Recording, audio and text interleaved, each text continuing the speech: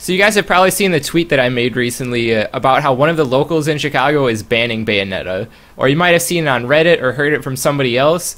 But I think a lot of people are getting like some misconceptions about the whole situation. So I just wanted to make a video that kind of clears up some of the misconceptions that are going around. But first of all, I just want to say, like, it's kind of my fault that this is happening because I made the initial tweet, which admittedly that tweet that I made kind of portrayed the whole situation in a bad light to begin with.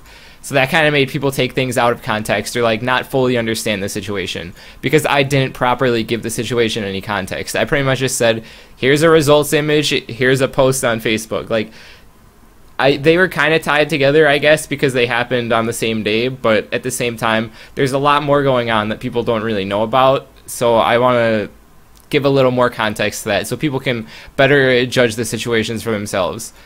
Quick disclaimer, I've never actually attended Raid myself, and I'm pretty much retired, so I don't know exactly 100% of what's going on. But I have been very active in the Chicago scene for pretty much the entire lifespan of Smash 4, and so I do know a little bit about what's going on. So, quick little background, the weekly is a Raid in Chicago, in the city, on Tuesday nights. I think it was the 32nd one that just happened. So it's been going on for quite a while, or not, I wouldn't say quite a while, but it's been fairly established at this point, but it's never been one of like our big weeklies. Like we have Ignite on Wednesdays, which at its prime during the summer, we were getting like consistent 100 entrants. And that's kind of been dying down recently. We're now getting like usually 50s. I think this week we had like 40 something. But yeah, it's so everything first thing to take note of is that I feel like everything in Chicago is kind of dying down a little bit. Probably everywhere else too. I mean, because we have Smash 5 coming out soon. A lot of people don't really see the reason to put as much time into Smash 4. But anyways, the other thing I just want to say about Raid is that it's not the biggest weekly that we have by any means at all. At its peak was getting like in the 20s every week, and as of lately it's usually been like in the high teens.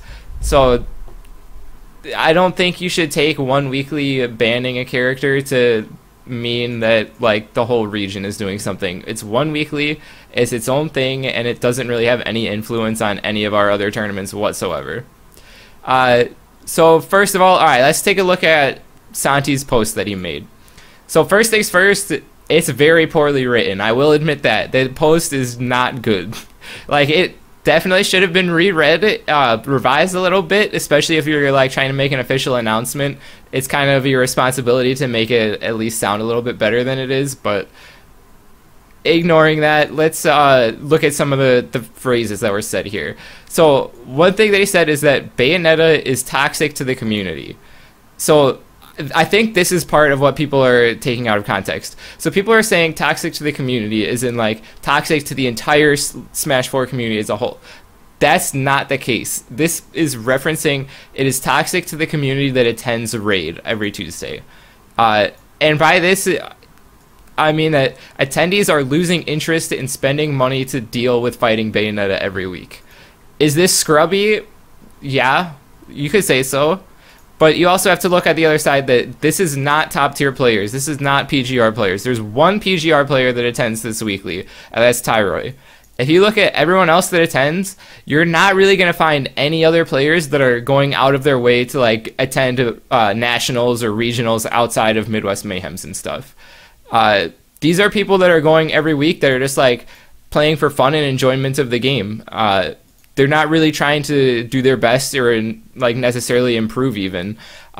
So like people are like, oh yeah, you're just scrubby, you don't want to learn the matchup and stuff. Like, okay, that's fair, you can say that. But at the end of the day, if the community doesn't want to pay to attend the event's gonna die. So I think that's what he means when he's saying that it's toxic to the community, is that the players are losing interest in paying money every week to play against Bayonetta. Which, like, I can see that. Like, Bayonetta, it being unfun to play against, sure, that's pretty reasonable. And if people feel that way, they're not going to attend. It's that simple. I think that's what he's trying to get at that point. Another thing is that some people dodge the tournament to not deal with Bayo.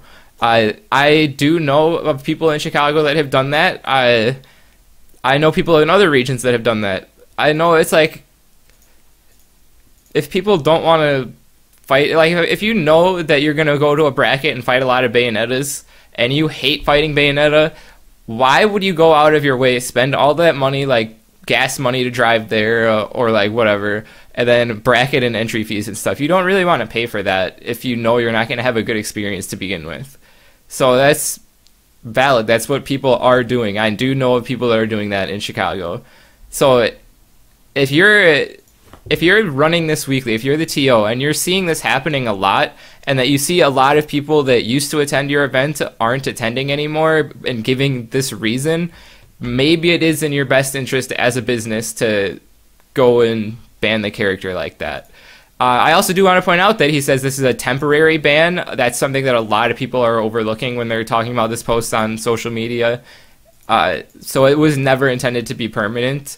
And so if the ban increases attendance, sure, it probably will stay in effect. But if we see, like, we'll find out on Tuesday. If on Tuesday, like, 5 people show up only, you can bet your ass that next week Bayonetta is going to be allowed. Or the week after that, I mean.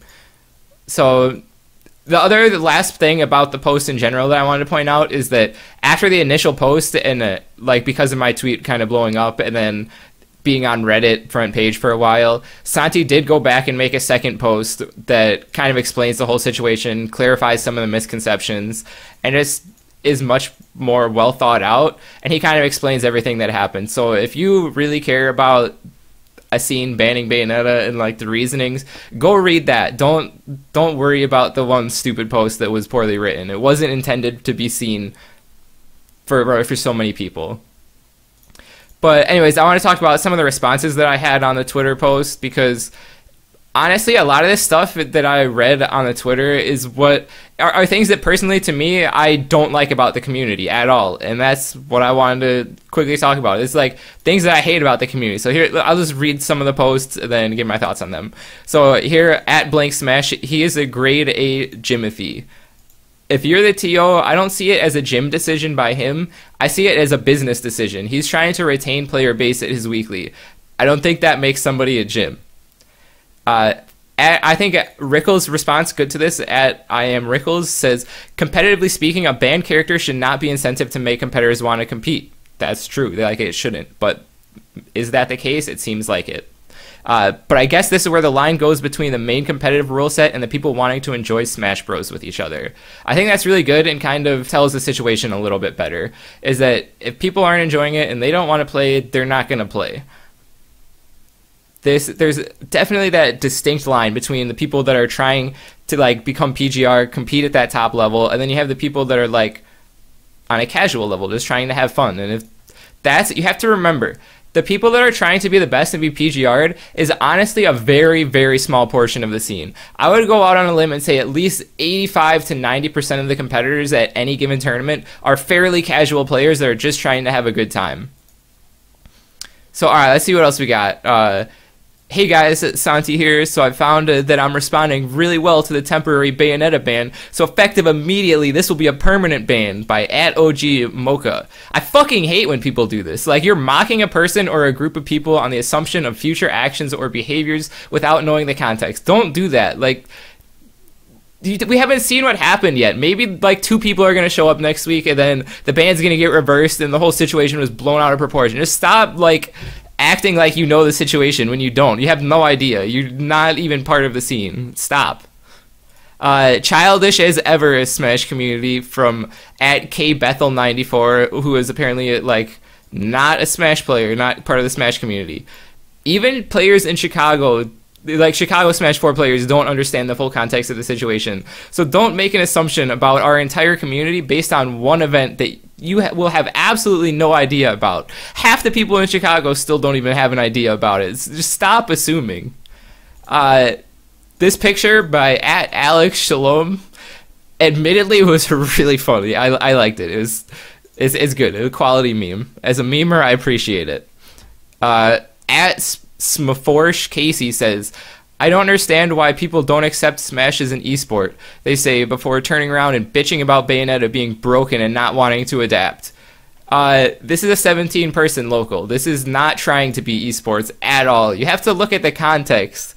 If this was like Evo banning Bayo. Sure, you could say that. This is a small local. Okay, keep that in mind. Small, not our biggest local by any means. Small local. At Not One of Us. Wimps. If she ain't broken, there ain't no problem. They need to deal with it. The other option aside from dealing with it is quitting, and that's what people are doing. People are taking that second option. So whether you like it or not, if people are leaving the scene because of something, maybe if you get rid of that something, then people might come back and the tournament might get more attendance. Just a thought.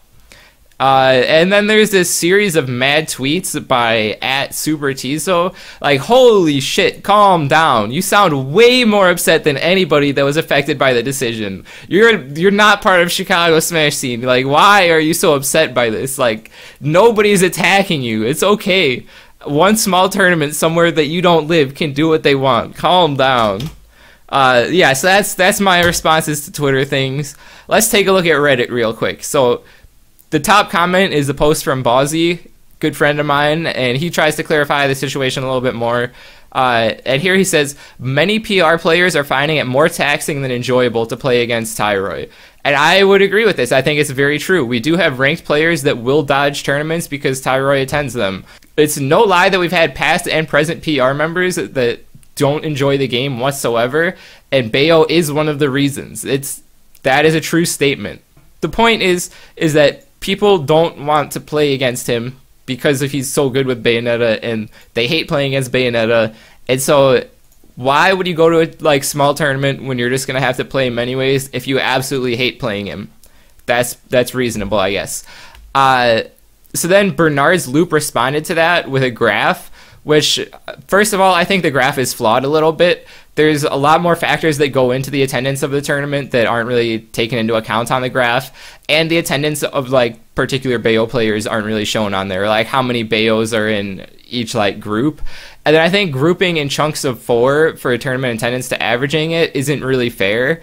I think a better way to do the graph would have been doing a 4-week moving average would probably be better. I think that would probably show the fluctuations a little bit better. And then I just wanted to respond to the one where he said that the biggest tournament they had was in late March. And that one was the highest attendance because, for one, that was spring break. So a lot of the kids were home from school, don't have obligations the next morning. So that did bring a lot more players out. And then on top of that, there was also a pot bonus that week, which brought more people out.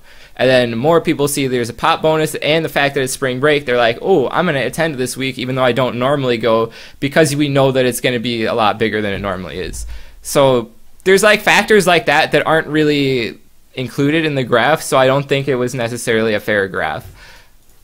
Would it making the 4-week moving average graph show the same thing, that maybe it's not killing the attendance? Maybe. But the other thing to look at that you can't see graphically is there are players that went to the tournament in the beginning that don't attend anymore. And those are the people that would maybe come back if Bayonetta was gone. I think that's kind of the point that Santi's trying to make. There's people that used to go that don't go anymore that could come back due to a ban. So, yeah, that's why I think that graph wasn't necessarily a true thing.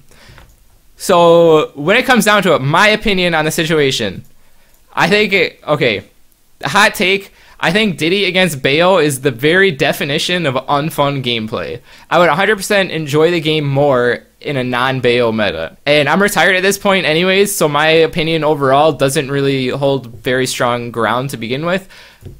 So should she be banned on a national scale? No, I don't think so, especially at this point with Smash 5 coming out. It's not really worth it. It takes too much, it's such a divisive thing that it's easier to not do anything. So no, don't, on a national scale, no. But I do think locals should be able to do whatever they want to. And my other thing is, would the scene be better off if Bayonetta never existed? I think very much so, but the situation is what it is. So that's, we just have to live with it. And is Chicago all a bunch of whiny gyms? Yeah, you can say that. If it makes you feel better about yourself, go ahead. We're gyms. But yeah, that's just what I wanted to say. Just kind of clear up some of the misunderstandings about the situation, kind of give my thoughts on it. No, Chicago is not banning Bayonetta. One small local is doing it. So yeah, that's the hot take of the week. If you liked it, subscribe. I've been pretty inactive on like social media and like in the Smash scene in general for a while. I'll probably be coming back to make more content in the future, so subscribe on YouTube if you like it, and then yeah, watch out for more memes in the future. There's always going to be memes. So I'll catch you guys next week.